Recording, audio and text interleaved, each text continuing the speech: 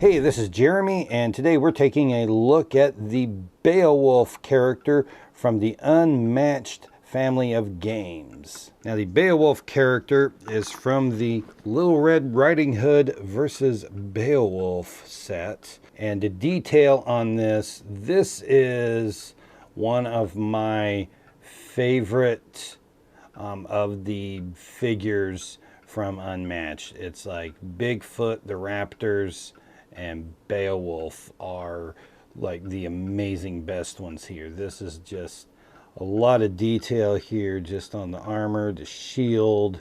Little Red was just like disappointing to me with her figure. You know, this definitely makes up for it because this is pretty awesome. I think I read parts of Beowulf like a long time ago. Beowulf is really, really old, so it's something that they would make you read in school. So since I read it in school, it has like promptly left my mind. So looking at these guys, Beowulf and Wiglaf are both melee. Beowulf having a health of 17 and Wiglaf having a health of 9. Both of them having a move of 2. Beowulf has rage. Yeah, that's what's going on here. Beowulf starts with 1 rage. When Beowulf is dealt damage, he gains 1 rage. Beowulf has a maximum of 3 rage. Yes, these are your rage tokens here for Beowulf. You start off the game with 1 rage.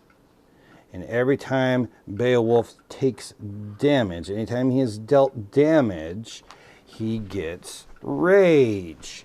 And every time you get rage, you can flip over another one, all the way up to 3 rage. There are things that your cards will let you do if you have rage. Now, a couple of things to remember on here. Number 1, this is if Beowulf is dealt rage. This is not if Wiglaf gets rage. And it's not attacked, it's taking damage. If you win combat, you don't get rage from that. If there is a card that has a after effect of dealing damage to you, you could potentially take damage from the actual battle itself, and then the after effects of, deal 2 damage to every adjacent fighter. You can end up taking damage a second time there. So, that's something to remember, that those are separate instances. If you get someone like Bruce Lee or the Raptors who can string a bunch of attacks together and you end up taking damage multiple times from them, that is, once again, multiple times you're taking damage, so it would end up being multiple cases of rage. Start off with Beowulf's cards. The Ancient Heirloom. This card's effects cannot be canceled. Well, during combat, you may spend 2 rage to make this card's value 5 instead. You may spend 1 rage to boost this card, and you may do both. You can make this a 5 and boost it to something else, and it's a boost that they can't cancel. Most other boosts can be canceled. I'm kind of digging the back of the cards here as well, and I kind of like how they've got this kind of a dark cyan or turquoise with the gold color scheme on it there for everything, with a little bit of brown mixed in there. That's going to be the main color scheme you'll see all throughout this. No contest expecteth. This is a attack of 3. If you attack the sidekick and won the combat, you may spend 3 rage to defeat that sidekick. So if you can manage to, win a battle against, Watson or the Jabberwock with this, you can just spend some rage and just be done with them and not have to be annoyed with them anymore. Epic Poem, an attack of 2. Immediately gain 1 rage. During combat, this card's value is +1 for each rage you have. You do not have to spend rage for this effect. This is a great one to play when you have 2 rage, because it will gain you a 3rd rage, and then you get the value of all the 3 rage on there. And pretty much while this is a 2, it will kind of de facto always be a 3, because you're always going to get that there. Unless it gets canceled, then it would be a 2. But unless they cancel it, you're pretty much always going to have at least 3 because of that 1 rage that you gain. The defense of 3, the equal of Grendel. You may spend 2 rage to deal damage to the opposing fighter equal to the printed value of their card. Now the nice thing about this is that this is immediately, so that can't be canceled since it is a defensive immediately, and you also get to take a look at their card to see if you want to spend the 2 rage. You may decide you want to do that, because if you throw this out there and it's someone like Bigfoot, you know, throwing a 6 at you, you know, well, might be a good time to go ahead and yeah, do that. Remember, this is to the printed value of their card, okay? That will not be the final attack value of their card. You know, there's a number of characters like Alice who can get boost for various different things. It's the printed value, that number right there in the top left. A versatile 1, the War King. Spend any amount of rage. This card's value is +2 for each rage spent. This can be useful if you have rage, because you can throw it out there and then decide how much you actually need to spend. So you can throw it out defensively, spend just enough to win and stop, or you can throw that out there as an attack and then add to it if you aren't fainted and canceled, and then be able to just bring that up to whatever point you want to get past their defense and make them actually take damage. Some of Beowulf's schemes: vigor and courage. Choose an opponent.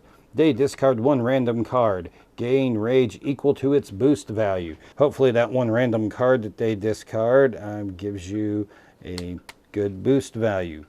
Golden Drinking Horn. Spend any amount of rage. Choose a different effect for each rage spent. Draw 2 cards. Move Beowulf up to 4 spaces. Beowulf recovers 2 health. Okay. This one right here, this card here, probably the card I've seen the most arguments about, because someone playing Beowulf will decide they are going to spend multiple rage on the same thing. Usually that will be trying to spend 3 rage on Beowulf recovering 2 health 3 times to heal up 6. This says a different effect for each rage spent. I've had many arguments with different people, about this. Okay, it got heated enough once that I went and dug through the Discord and found where someone from Restoration Games confirmed that this is a different effect for each rage spent, means you can only use one. You can only use each of these once. You can't draw 6 cards or move 12 spaces or something like that. It is a different effect for each rage spent. And that is confirmed from some of the people there at Restoration that is the intent of this card. I think it's pretty clear with different effect, but people argue this one a lot. Maybe the people I play with just argue a lot and try to stretch the rules. I don't know. Well, we all try to stretch the rules, but there just always seems to be debate over this one. All right, Wiglaf. Time for you to get into this, Wiggy. I'm going to call him Wiggy. Hunt for the battle. Wiglaf may swap spaces with Beowulf. This is an attack of 3. Remnant of Valor. Wiglaf deals 1 damage to each adjacent fighter. If Beowulf was dealt damage this way, gain 1 action. So yeah, Wiglaf will get so crazy swinging around the sword that he'll end up accidentally hitting Beowulf. But Beowulf will get some rage for that. So that's all of the Beowulf and Wiglaf cards. Everything else we have here now are any cards. This is a attack of 4. Fatal Struggle. If you won the combat, draw 2 cards. If you lost the combat, your opponent draws 2 cards. Yeah, so make sure you win, or your opponent's getting a bunch of cards. Or play this when your opponent's deck is empty, and if they end up winning, they're like, oh crap, I have to take 4 hits on my health now. And then these last ones are going to be kind of common cards. Skirmish, versatile 4. If you won the combat, move 1 of the fighters into combat up to 2 spaces. and Feint, reversal of 2. Immediately cancel all effects on your opponent's cards. So what do we think about Beowulf here, besides the really cool color scheme that we've got going on in all of the artwork? What I kind of always see happen is that I never really have enough rage to do what I want. I mean, I'll go out there and get in a fight and try to get some rage, you know, go ahead and attack and maybe lose some battles and get a little bit of rage, hope for some card effects to give you some, but it looks like you just never have quite enough there. At least me, I never can seem to quite pull it off right. Wiglaf can be fairly useful. He's got some pretty decent cards. Not the best sidekick, but he's not horrible. He's got a health of 9, which is actually pretty strong. I mean, that's like more than like the individual raptors, so that's pretty good. But when Beowulf is defeated, here on it, instead of saying 0, it says the end, because it's the end of the epic poem. Sad. When playing against Beowulf, you need to hit Beowulf with large individual attacks. If you hit him with a bunch of tiny attacks where he just kind of constantly takes damage, then he is constantly gaining rage. Or hit him when he has a bunch of rage. But if he has a bunch of rage when you hit him, he's probably going to do something with the rage for effects, so that may not be a great idea. But you just got to let him not build up a bunch of rage all the time. Part of this also when playing Beowulf is kind of learning the deck and figure out what cards you want to be able to spend rage on and when you want to actually use that rage. Because a lot of times you'll go through there and it's just like anytime you throw down a card, if you have rage, you just spend it. And maybe you need to save that rage up and, you know, use it for the biggest effect on there and not just kind of randomly through there. And that can be kind of hard to figure out. I'll say that I haven't quite gotten as good a feel for Beowulf as some of the others. I think that he could still be really powerful and really useful.